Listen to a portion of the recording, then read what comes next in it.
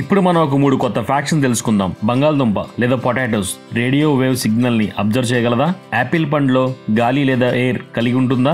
Bananas లేదా అట్టిపండు radio యాక్టివిటీని కలిగి ఉంటుందా? ఈ 3 విషయాలు మనం ఇప్పుడు తెలుసుకోబోయే ముందు ఈ వీడియోని ప్లీజ్ లైక్ చేయండి, షేర్ చేయండి, సబ్స్క్రైబ్ చేయండి, అలాగే బెల్ ఐకాన్ మీద ట్యాప్ చేయండి. అలాగే ఈ వీడియోని చివరి వరకు చూడండి. మొదటిది, బంగాళదుంపలు లేదా పొటాటోస్ రేడియో వేవ్ సిగ్నల్ ని అబ్జర్వ్ చేయగలదా? ఆహారం గురించి మరో ఆకర్షణమైన సైన్స్ వాస్తవం మనం ఇప్పుడు తెలుసుకుందాం. బంగాళదుంపలు లేదా పొటాటోస్ రేడియో వేవ్ సిగ్నల్స్ ని అబ్జర్వ్ చేయగలదు, అలాగే రిఫ్లెక్ట్ చేయగలదు. అవును, ఇది వాస్తవని సైన్స్ చెప్తుంది. రెండవది, యాపిల్లో ఎయిర్ లేదా గాలి కలిగి ఉంటుంది.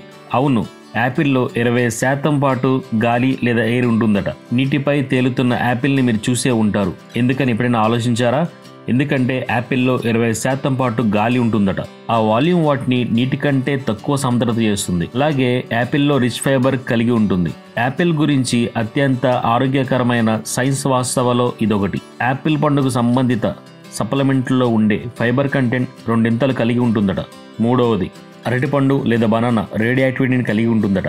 అరటిపండు మీకు ఇష్టమైన పండు అయ్యుంటే మీరు దీని గురించి తెలుసుకోవడానికి ఆసక్తిగా ఉంటుంది. అయితే ఈ అరటిపండులో ఐసోటోప్ పొటాషియం -40 పరిణయంలో ఉండడం వల్ల ఈ పండు రేడియో యాక్టివిటీని కలిగి ఉంటుంది. కానీ ఎక్కువ కంగారు పడాల్సిన పని లేదు. ఈ రేడియో యాక్టివ్ ఆహారం కావాలంటే మీరు దాదాపు 80 సంవత్సరాల పాటు ప్రతిరోజు 700 అరటిపళ్ళు తీసుకోవాలి. ఈ వీడియో మీకు నచ్చినట్లయితే ప్లీజ్ మా ఛానల్ని లైక్ చేయండి, షేర్ చేయండి, సబ్స్క్రైబ్ చేయండి, అలాగే బెల్ ఐకాన్ మీద ట్యాప్ చేయండి. చాలా మంది వీడియోస్ చూసి సబ్స్క్రైబ్ చేయడం మర్చిపోతున్నారు. ప్లీజ్ సబ్స్క్రైబ్ చేసుకోవచ్చు కదా.